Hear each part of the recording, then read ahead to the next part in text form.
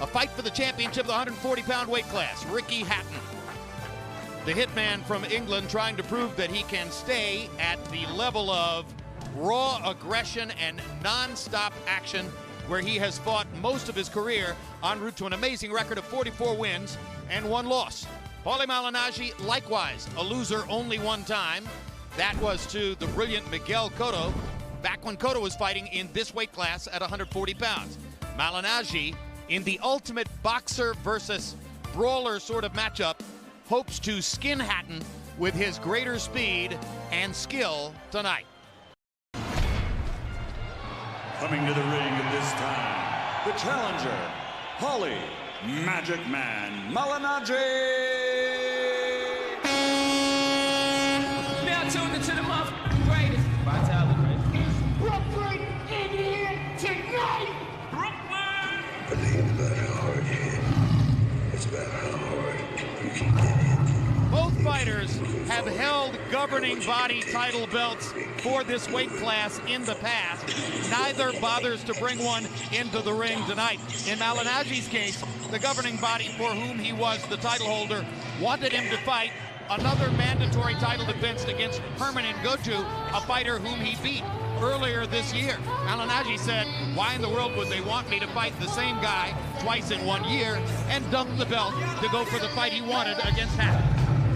And because he will get over $1 million himself in this fight. How many fighters really, out of all of them out there, ever get to the level of a 7-figure payday? You cannot pass that up.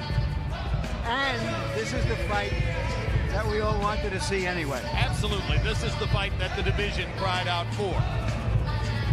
When he takes off that hood, Jim, we'll see that he's gone from hair extensions down to a buzz cut.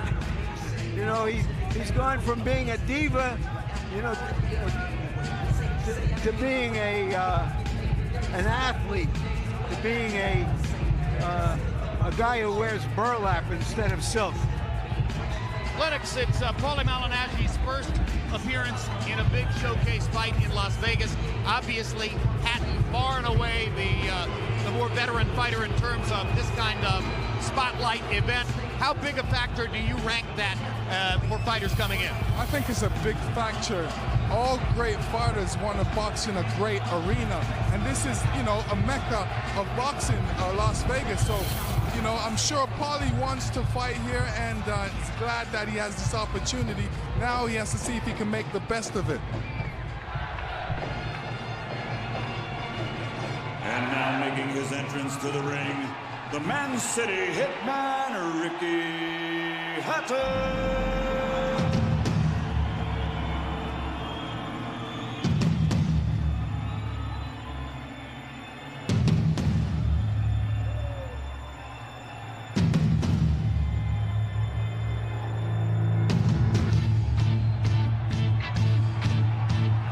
Wearing a blown-up suit, which makes fun of his image as Ricky Batten, a reference to the tendency to balloon up in weight between fights. Jim, when we saw him yesterday at our fighter meeting just before the weigh-in, his face looked like a skull with tightly wrapped skin. He had lost so much weight, and it is felt within the boxing world that it's a matter of time until these weight issues get to him. The question tonight, can Paulie Malignaggi be the one who exposes it?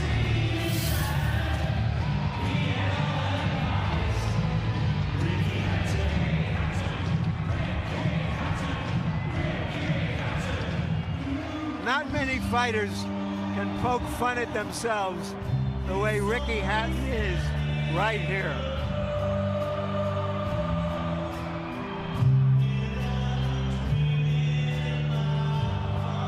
Blue Moon, the theme song of the Manchester City Soccer Club, for whom Hatton's father once performed his traditional entry song. And they beat Arsenal today, Jim, 3-0. That's a big win. And let me tell you, Ricky Hatton has a great sense of humor too. He's always jovial and making jokes. and said some uncanny There's nothing things. quite like this show anywhere else in the world. He is an extremely rare phenomenon.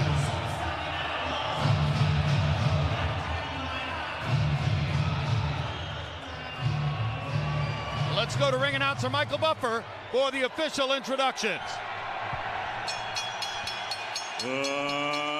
Ladies and gentlemen, from the MGM Grand of Las Vegas, Nevada, USA, Oscar De La Hoya's Golden Boy Promotions, in association with Hatton Promotions and DeBella Entertainment, are proud to present the main event of the evening.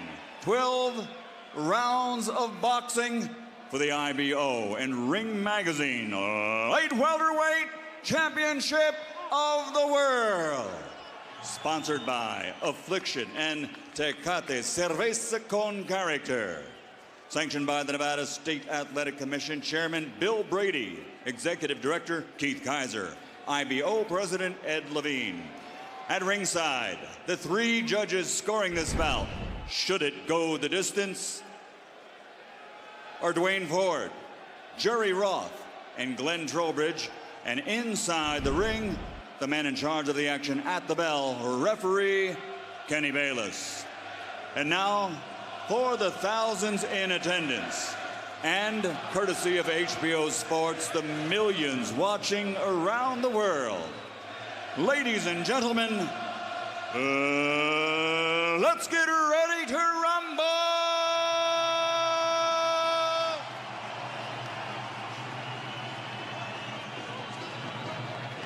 Fighting out of the red corner, wearing blue with white, officially weighing 139 pounds. His professional record stands at 26 fights, 25 victories, including 5 knockouts, with only 1 defeat and a world title. From Brooklyn, New York, the former junior welterweight champion of the world, Paulie, Magic Man Malignaggi.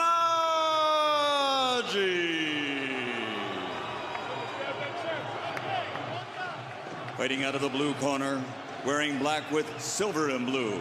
Official weight, 140 pounds. Professional record, 45 fights, 44 victories, including 31 knockouts, only 1 defeat, with 3 world titles. The former junior welterweight and welterweight world champion, the fighting pride of Manchester, England, the reigning, defending IBO Ring Magazine Light Welterweight Champion of the World, Ricky Hitman Hatton.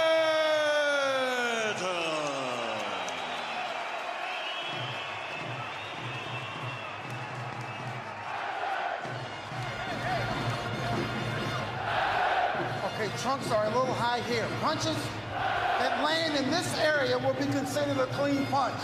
Now, gentlemen, we went over the rules in the dressing room. I want to caution you to keep the fight clean, protect yourself at all times, and what I say you must obey. Good luck, touch up. If Ricky Hatton boxes as well as brawls, does that mean there are 2 Ricky Hattons? And can Paulie Malignaggi deal with both of them? Tell you what, Malignaggi looks in good shape right now. They appeared together before 55,000 in Manchester, England on May 24 this year. Hatton beating Juan Lascano over the distance, getting rocked a couple of times and admitting afterward, that wasn't my best. Malignaggi getting the 2nd win of his career over Lovemore and Dew, but as Larry pointed out, producing the dreadful faux pas of the hair extensions, getting his hair cut in the ring, and also getting trimmed several rounds by Ndu. And afterward he said, that wasn't me at my best. Both are hoping to elevate their games significantly tonight, 6 months later.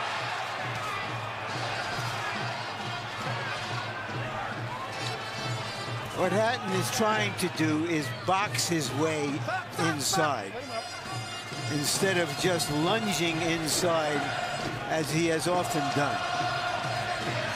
he's doing, obviously he's been working on the jab, but he feels that he needs to get a lot closer before he throws his jab, and not necessarily the case in all cases. You can actually start your jab from way out, and as you get closer, be more accurate with it.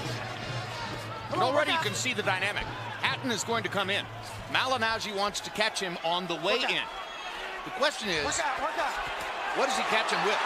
Malignaggi has no power, as is evidenced by his record with only 5 knockouts among his 25 wins.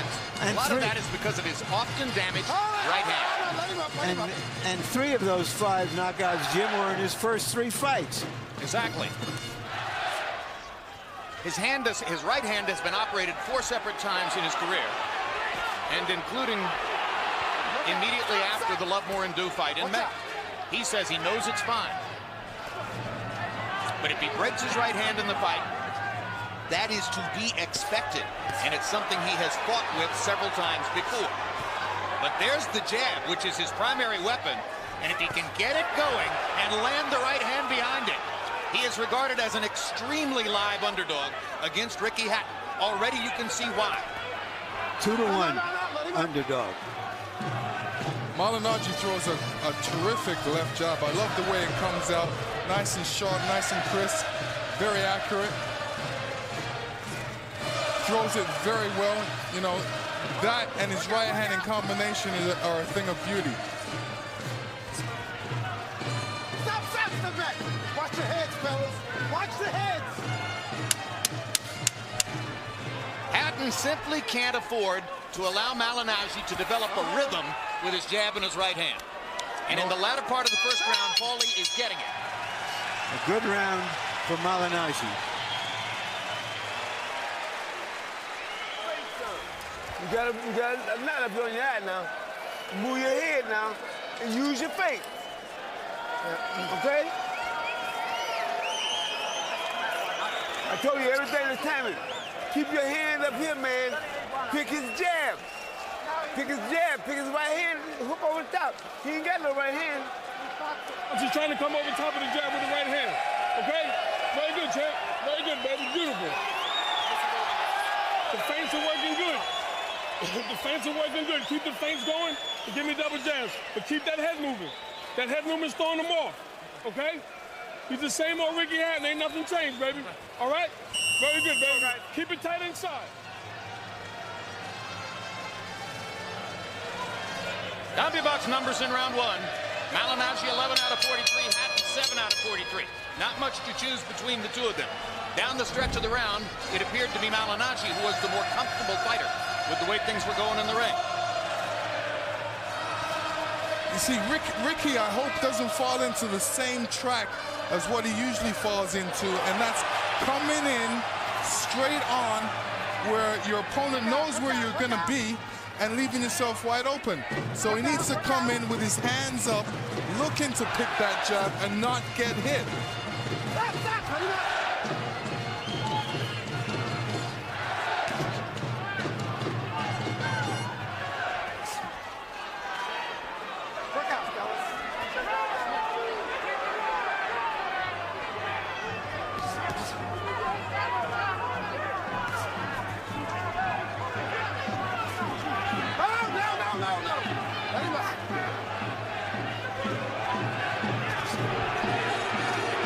Diving in behind the right hand there. Which is a big mistake. You know, you definitely have to go in behind the jab, never diving in, because what you do, you're helping the guys help you knock yourself out because you're moving in under his power. American fans, sensing the possibility of an upset already, have started to chant USA, USA in response to the Brits.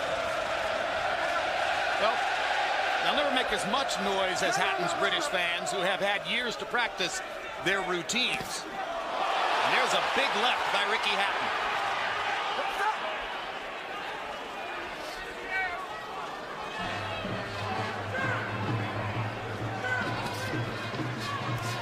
Hatton said that he thought that he could extend his career by modifying his style the way Arturo Gatti and Marco Antonio Barrera did at roughly this stage in their careers. But I don't think that he's going to be able to make that change where he could just box against the boxer.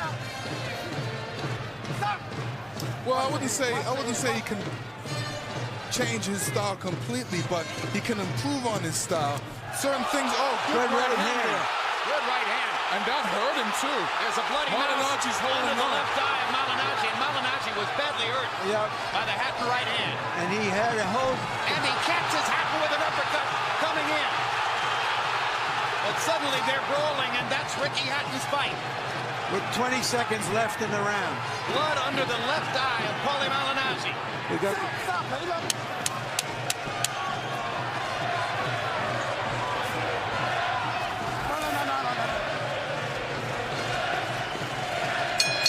Malignaggi had his legs back by the end of the round. But Hatton definitely wobbled him with a minute to go. You punch it from the outside, and he's coming over the top. You got to give me the double jab, Paulie. You're not double jabbing. You're just throwing one jab at a time. Okay? Now stop throwing that uppercut from the outside. That's how he's catching with that right hand. Okay? Now listen, you got to go to the double jab, Paulie. And you're pulling up with the hook. You got to stay down. Just like you did in the first round. Don't get caught up. Okay? You're getting caught up now. Keep your hands tight to your body. And here we go and see Hatton catching him with that right hand, which really hurt Malignaggi for a moment. There's another look at it. Malignaggi had the presence to hold on and to keep his knee off the canvas. CompuBox numbers in round two. Hatton 9 out of 51. Malignaggi 8 out of 41. But you saw the big right hand by Hatton, which surely was enough to at least win him the round. You heard Buddy McGirt asking Paulie Malignaggi for the double jab. You'd have to take a risk to throw the jab twice against a jump-in right-hand puncher like Hatton. It seems that Hatton now has sensed that he has to try to overpower the boxer. Work out.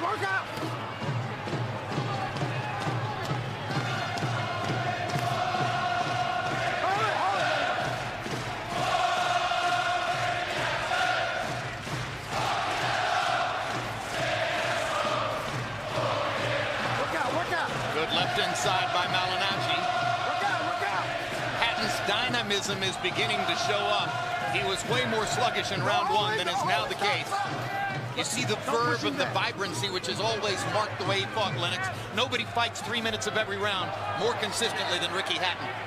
There's a cut along the nose of Malignaggi. Does not look dangerous. Work out. Watch your heads. We can tell that Ricky Hatton loves to mix it up. He loves to box.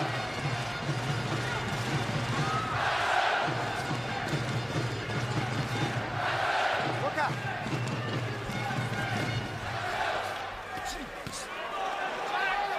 Now really, Ricky just wants to get some room, some punching room, so he can land some good punches in there.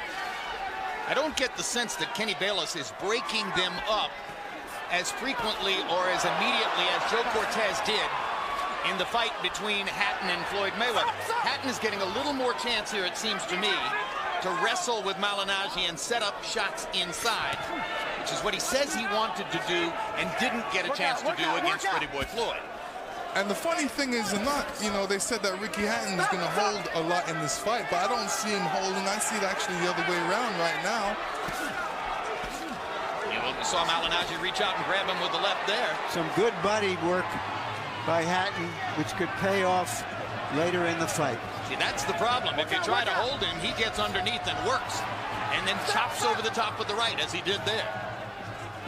Malignaggi needs to keep this fight at distance. He needs to work that jab and work that combination punching and keep Ricky Hatton at bay. Hatton catches Malignaggi with a left hook. Brings the British fans up and out of their seats. Straight right hand. Again brings the British fans up and out of their seats. And you can see Hatton saying to Kenny Bayless, he's holding me.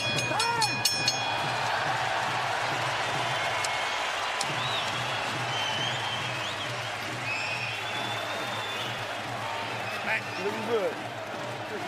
Boxing After Dark returns next Saturday night with a 154-pound matchup between Paul Williams and Verno Phillips. Also that night, fast-rising heavyweight Chris Arreola takes on Travis Walker. That's Arreola right there. Then December 16, it's the premiere of HBO Sports' latest documentary film, Breaking the Huddle, the integration of college football. Rick. Keep it simple.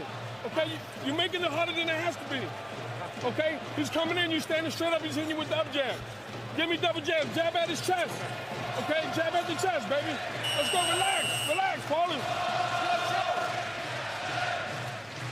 CompuBox numbers through round 3, Hatton landing slightly more, 31 out of 146 to 28 out of 122. Maybe more tellingly, 27 of Hatton's 31 connects are power shots, and a couple of them have been eye-catching, head-popping power shots. Time in. Harold Letterman, how do you have it through 3? Look at Jim, 2 rounds to 1, 29-28, Ricky Hatton. Jim, I'll tell you something. Paulie Malignaggi is standing right in front of Ricky Hatton. He's trying to catch him on the way in with double jabs. But Ricky Hatton's getting inside, scoring the better shots because he's stronger. The only way that Malignaggi can win this fight is to start to circle and box. He's got to move. If he stands straight in front of Hatton, like he's doing now, Ricky's going to murder him on the inside. 2-1, Hatton. Circle and box is what Malignaggi did down the stretch of round 1 when he won it, and he has come out trying to circle and box in round 4. And I agree with Harold. You know, he definitely has to circle and box. But what he's doing, he's putting his head down. He needs to keep his head up and stay tall in this and use his reach as an advantage and not bringing himself down to Ricky Hatton's level.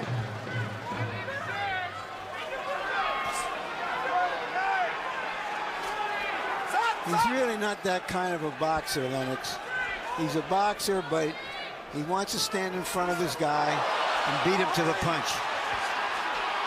As often as not, in the last 2 rounds, Hatton has been beating Malignaggi to the punch. That's what's going to make the difference over the long haul if it keeps up. Well, as the fight goes on and the fighters learn about each other, Hatton is learning that he can't be hurt by Malignaggi. Why not take chances? Stop! All right, here we go. This was Malignaggi's problem against Miguel Cotto. An inability to hurt the stronger Puerto Rican fighter. Work out. Malignaggi was able to win some rounds against Cotto, but ultimately was ground down by the physical strength disparity and the punching power difference. That's what his fans have to fear here. Work out, Paulie. Good uppercut by Malignaggi as he got out of the clinch with Hatton.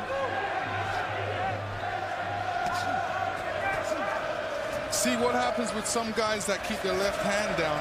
They keep it down so long until the guy comes in and then they just grab with it. What he needs to do is keep it down until he gets close to him and raise it up to his head to protect him, and then when he gets close, push him off or either punch him with a jab. It's really fascinating that after all of the talk Malignaggi's people put up about wanting to get the right referee and avoid Hatton's holding, it is Malignaggi who is holding Hatton over and over and over in the early rounds. Not only that, but Malignaggi said that he thought that in America, because of his holding, that Hatton would just be a club fighter. Well, what does that make Paulie, who has doubled Hatton's holding? There's the Hatton band. Got their start in Hamburg, then eventually moved to Manchester. No, I'm just kidding. You mean those aren't the Beatles? No, they're not.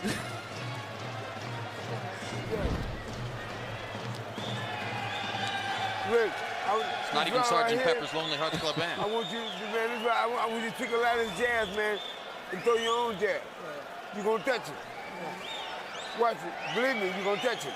Catch it and still touch it. And here's Ricky Hatton beating Malignaggi to the punch. Malignaggi somehow not seeing that straight jab to his head.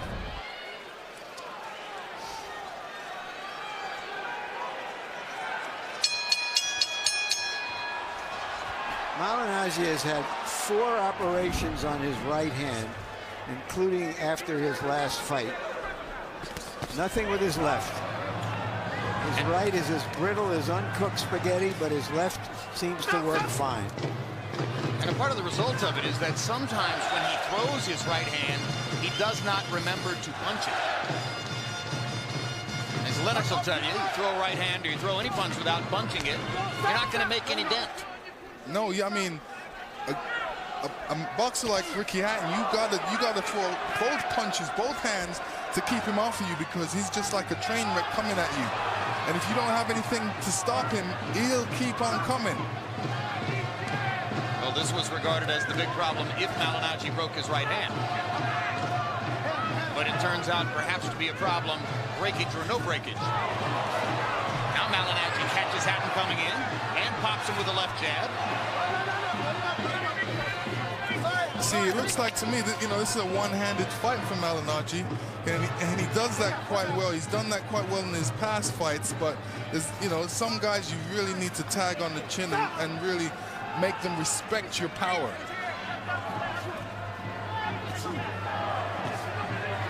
Malignaggi may have managed to surprise Ngoju and to some degree Ndu with his strength in clinches and his ability to move the opponent around the ring. But when he clinches with Ricky Hatton, it just doesn't look like his style, and it doesn't look good for him.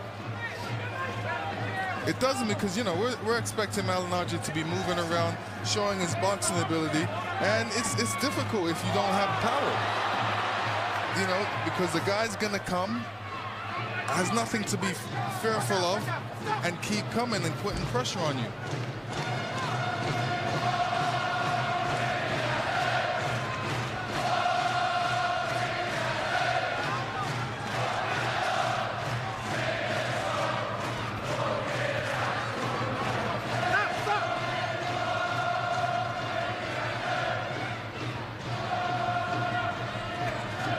See, in a situation right there, Malignaggi should be first, but Ricky Hatton's first. Boxers always have to be first, especially if you have a good jab. You got to get that jab working. Well, Paulie Malignaggi had a good first round, but increasingly it becomes clear. If he's going to win rounds, he'll have to do so with his feet. And all too often, he's finding himself locked up inside with Ricky Hatton in a no-win battle. Well, they're two crowd-pleasing personalities, but their styles are not exactly crowd-pleasing.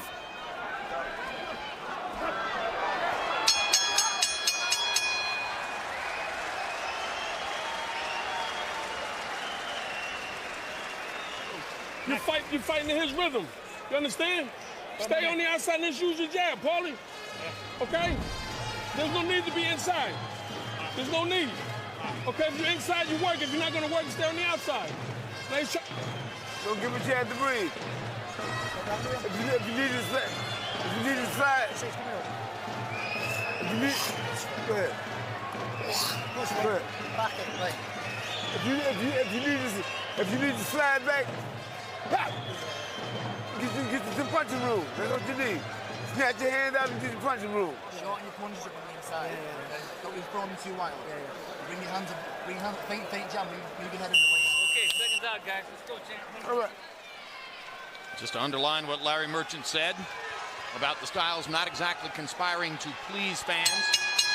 Average punches through the 5th round. Hatton 9 out of 50. Malignaggi 8 out of 36. In other words, neither guy has been able to average double figures in landed punches through the fight. That is scratch and sniff all the way.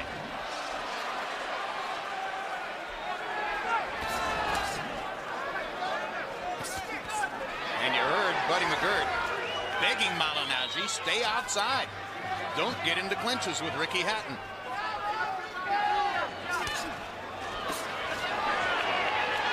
Is this better for Malignaggi, Lennox? Well, it's a lot better for Malignaggi because he's not getting hit and he's using his boxing ability. This is what we expect from him. And, you know, as far as his jab is concerned, he needs to throw it overtime, even double jabs. Right now, he's content to throw one jab at a time.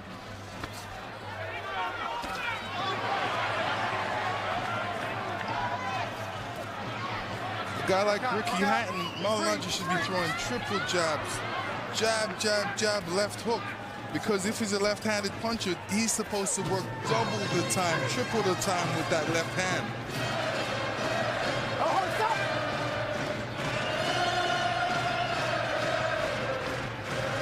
There he goes. He's waiting for Ricky Hatton to come in when he should really start it. He should be first. Like that. That's the way for Malignaggi to actually win rounds. Keep Hatton off of him with the jab and step away. He should be first throwing the punches and last throwing the punches.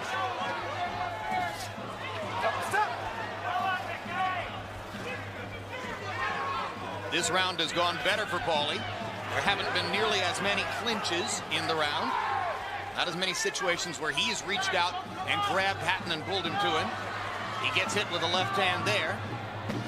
And Hatton is showing a little bit here of slip. He's not lunging in. He's a little bit under control when he comes forward, moving his head as you just saw there, doing better. Yeah, I mean, what he's doing is he's allowing Paulie to miss, and he slips to one side and comes back whether with a right hand or a left hook. Also, what he's doing is waiting for Paulie to throw that jab so he can block it and come back with his own jab. And he's controlling the territory. This isn't a territorial game like football, but you get a sense that he's controlling what part of this ring they're in. Yeah, and he's in charge. And he's comfortable. He looks comfortable, and he seems like he feels good about the situation in the ring. But in terms of landed punches, Malignaggi has his best round of the fight. And the color of the fight changes slightly in the sixth. Coming up tomorrow night, another installment of De La Hoya Pacquiao 24/7. I can train as hard as I want, but I can't do it myself. I need a team. I love to fight toe-to-toe. I love to throw a lot of punches. This is the biggest moment in my boxing career. Best known fighter in the sport against the #1 pound for pound, Oscar De La Hoya versus Manny Pacquiao, Saturday, December 6th, live on HBO pay-per-view. Okay? All right, don't worry about the crowd. Get in your rhythm like you're doing now, okay? All right, there we go now. Now I want the straight right hand, not that uppercut. If you're here, shoot it. Outside, no good. All right? Let's get to the double jab, okay? Give me more face. Paulie Malignaggi given credit by CompuBox for landing 15 punches in the 6th round. Every single one of them was a jab. Harold, how do you have it through 6? Okay, Jim. 5 rounds to 1, 59-55, Ricky Hatton. Jim, Ricky Hatton couldn't ask for more than a guy who can't punch and is going to stand right in front of him and wrestle with him and let Hatton score the hard shots inside. And that's what we got here. Paulie can only fight if he moves, if he throws the 7-8 punch combinations that made him what he is. You know, Paulie was always a guy who threw a lot of shots. When he gets inside now, all he's doing is one jab, one jab, one jab. Where are the 6 punch combinations? 5-1, Hatton. Is he missing the 6 punch combinations because he's reticent to release his hands that way, Lennox? Well, you know, he's going up against a guy that's giving him a lot of pressure. And what he needs to do is, like Harold says, throw those combinations. And like I say, you know, as far as throwing his jab, he needs to throw triple, double jabs, double hooks, everything with his left hand, but they have to be double and triple. Well, we're seeing 4 and 5 punch combinations, but they're coming from Ricky Hatton. And Hatton has rocked Malignaggi with a couple of big lefts in this round, and there's another one. See, Malignaggi, when he gets hit, he's looking to put his head down. He should be looking to keep his head up and score back. Frankly, Malignaggi is fighting so defensively at times, it looks as though he's given up on winning the fight and is simply trying to get through it. He doesn't have the kind of body language that suggests that he really knows what he needs to do to win the fight. Well, you know, he knows that Ricky Hatton is always coming, so he's trying to set him up and making him walk onto a left hand. Whether he can make him walk onto a left right or have the power to make him walk onto a left right is a question. But Malignaggi hasn't thrown that right hand a lot or overthrown it today like he's supposed to be. Malignaggi landed a couple of good counter left-hand shots. There's another one, as suddenly he is timing Hatton's assaults and getting off first. Hatton looks very eager to fight. Walked into a couple of punches and landed a couple there. And given what he goes through with weight, it's rather impressive that he's fighting 3 minutes of every round after having to take off 40 to 45 pounds between fights. Right, he doesn't look under-conditioned in this fight. You know, eventually that's going to catch up with you. Age catches up to you, and it's, you know, when you put on, when the age catches up to you, it's harder to take off that weight. No.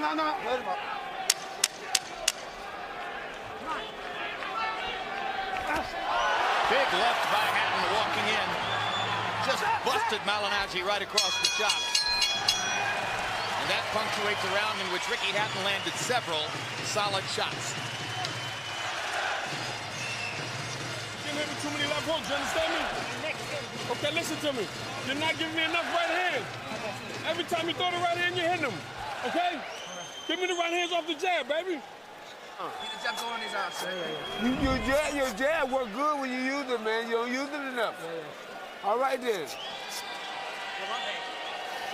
Let me see it, right.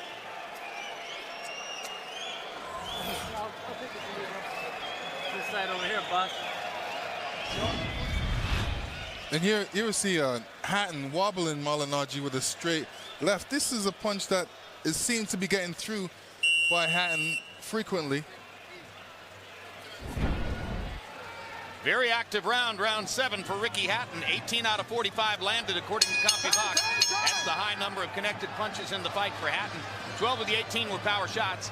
Malignaggi landing 12 out of 37. A couple of counter right hands, mostly left jabs. You heard Buddy McGirt asking Paulie Malignaggi to throw more rights. Floyd Mayweather in Hatton's corner said, your jab works when you use it more. Good punch. There's a right hand by Malignaggi. And that's exactly why McGirt was asking for it. Because at this point, Hatton doesn't expect Malignaggi to throw right hands. No, and you know, these are the type of punches he needs to throw to keep Hatton off. You know, whether his hands can withstand him throwing more of those, but this is what he needs to do. And he's only going to keep Hatton off momentarily because Ricky's made clear that he doesn't think Paulie can hurt him and is willing to simply walk through his stuff. Well, what he's walking through is jabs, and most boxers, if you give them the choice between walking through a jab and a right hand, they'll rather walk through a jab. And Ricky knows that there's no right hand coming after that jab, so it makes his job a lot easier. Another big left hand by Hatton. Moves Malignaggi 3 feet back. There's the right hand landing again for Paulie Malignaggi as he pops Hatton while moving away. Again, Malignaggi reaches out to grab Hatton. Kenny Bayless warns Malignaggi. Work out, work out. Stop.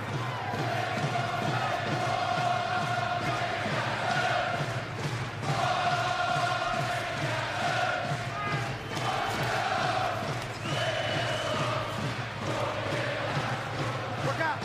You know, Malignaggi, you know, although he gets in there, he doesn't do any inside fighting. That's the point. And once they're in a clinch, he doesn't try to throw punches. No, I mean, that left hand, that he needs to be working overtime. He needs to be either working the right hand inside or something, but he's looking to reach out and hold.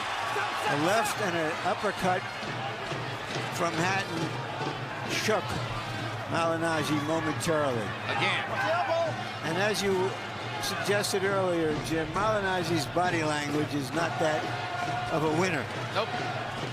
This is where I would be telling Ricky Hatton to, you know, after he throws that jab, throw an uppercut, because Malignaggi will duck, and that's where he's going. He's looking to hold and grab.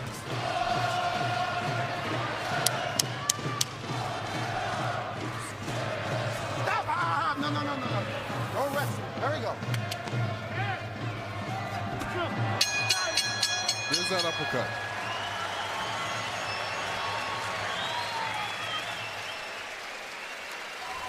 Now, right here, I want you to do this right here. So you have to put the throw, the quick throw punch. So you straight right hand, left hook, right down the middle. Wow, wow. See? So right down the middle. Listen, on the inside, he's pulling your head down, hitting you with the uppercut. Stay from the inside. There's no need for you to be inside. Okay? You feeling okay? Okay, so Paulie, let's go, baby. Let's start getting to the double jab and the straight right hand. Okay? Now, if the right hands don't land, don't worry about the And here we look at Malignaggi's best punch, which is a right hand, one of the only few right hands he's thrown in this fight. And here's Hatton throwing a straight right, and this is where the uppercut comes in because Malignaggi puts down his head after he throws his punches. Malignaggi's face is marked, and there's room there for Hatton to maybe create some bleeding if he can get to some of those marks.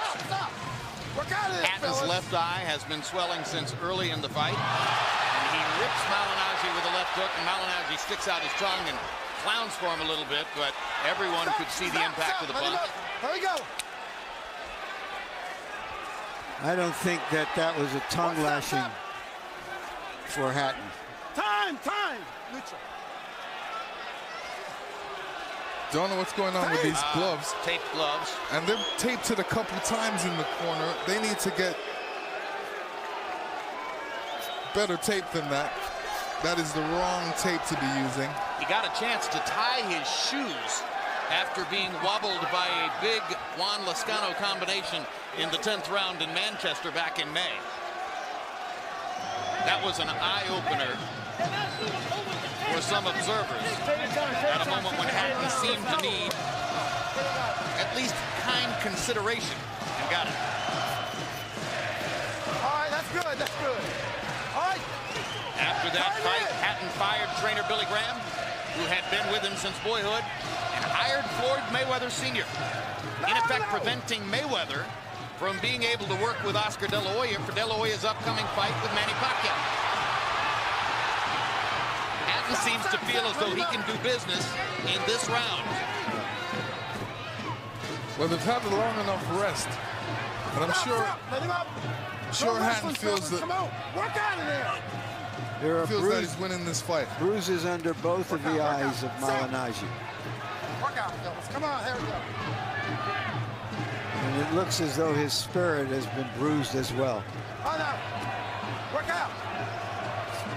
Stop.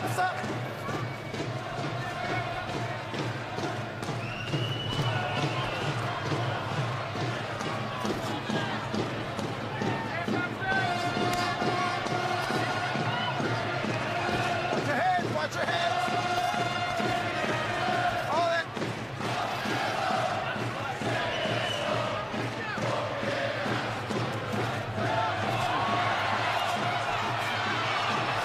See, you know, in a fight like this where you see Malignaggi has such great boxing ability and he's just relying on his jab, it makes me feel that something's wrong with his right hand. He's not throwing as much as he should be, really dependent on his left hand. And, you know, I just feel that he's just one-handed in there, and he's at a disadvantage. I have a wild hunch it doesn't matter. I mean, even if his right hand were absolutely perfect, he's never had power in it anyway. And it seems to me as though if he's reluctant to throw his right hand, it's partially because of Ricky Hatton's counter left hooks and the accuracy and the quickness with which Hatton has been ripping him. Looking at Malignaggi in this fight, I think you have to credit his managers and his promoters with a good job getting him to the top rung of the 140-pound weight class. For a guy with no power whatsoever to have gotten into this fight against Ricky Hatton, that's pretty good business work. I agree. Very good management. He's a good little fighter, but when you get to the top of the list, you're going to fight somebody who's stronger than him. It's inevitable.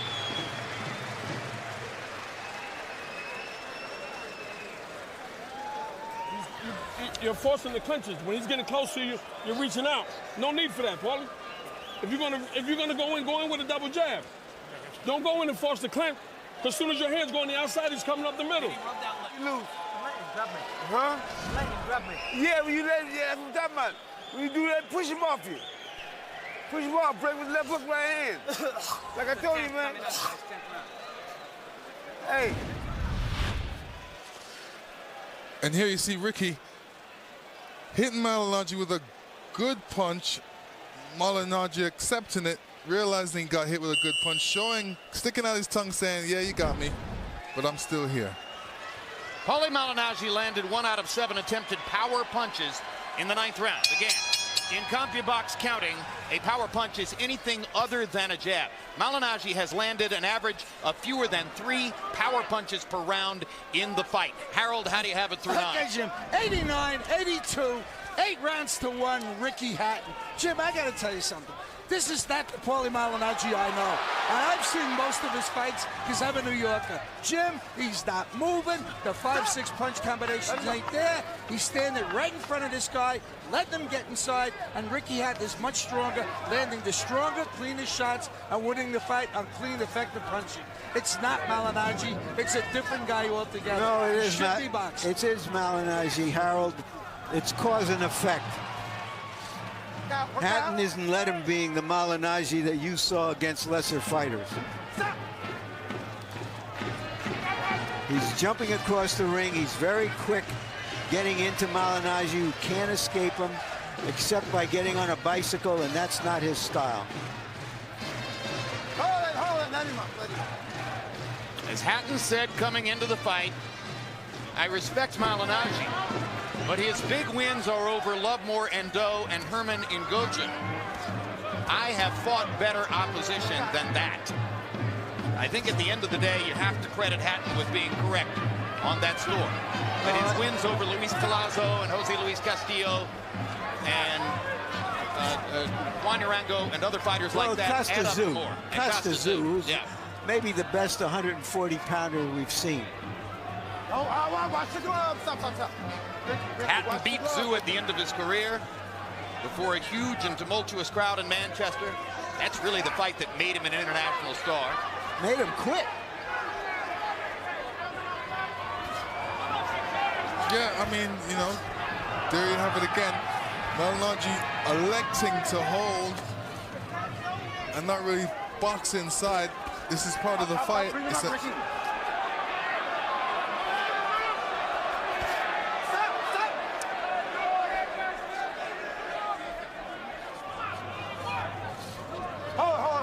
Watch your heads. Watch.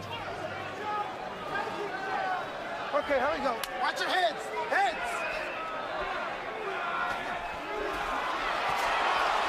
You know, Ricky's sensing this fight's going 100% his ways.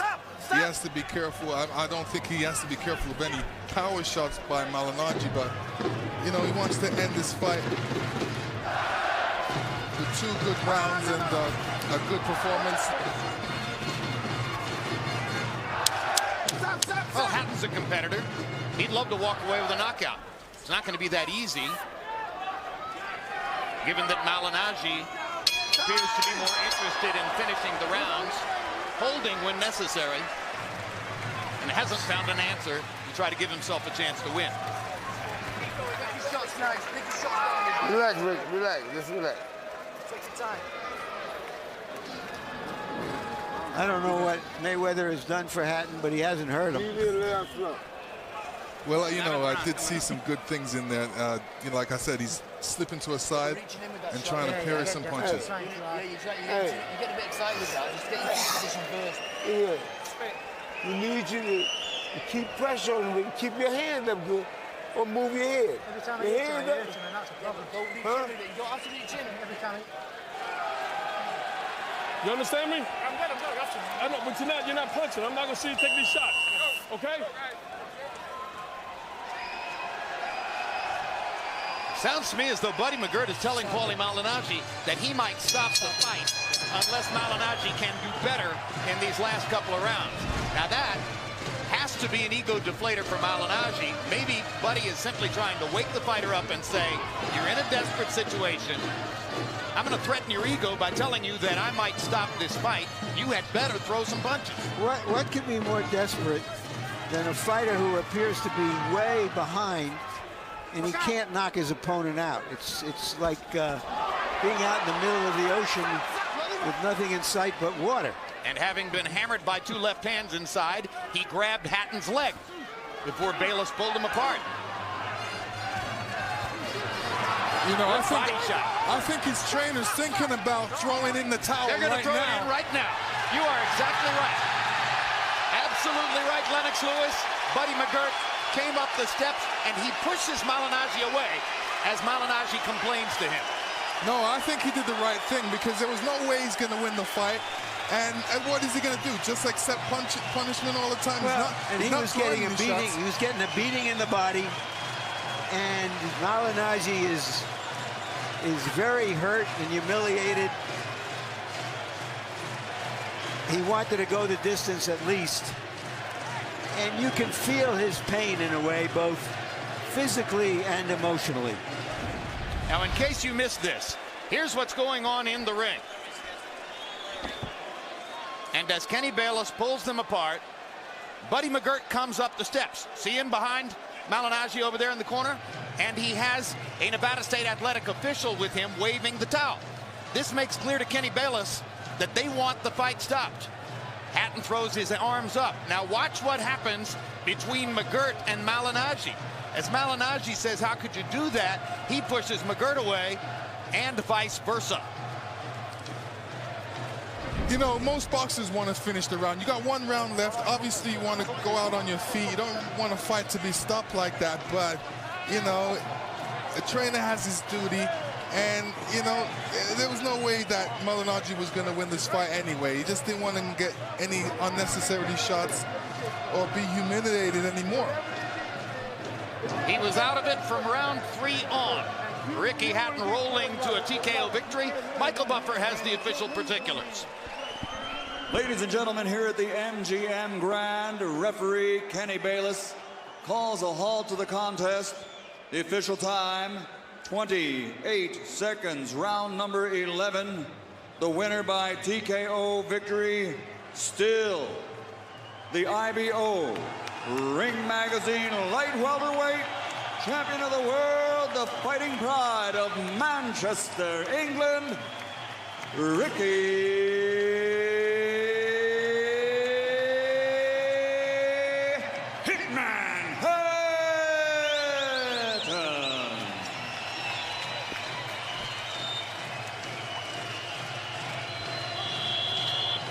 So as the Hatton Band plays a victory song, we take a look at CompuBox numbers for the fight.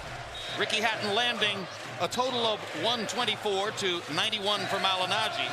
Hatton throwing 174 more punches than his opponent. Malignaggi actually connected at a higher percentage, but who could tell?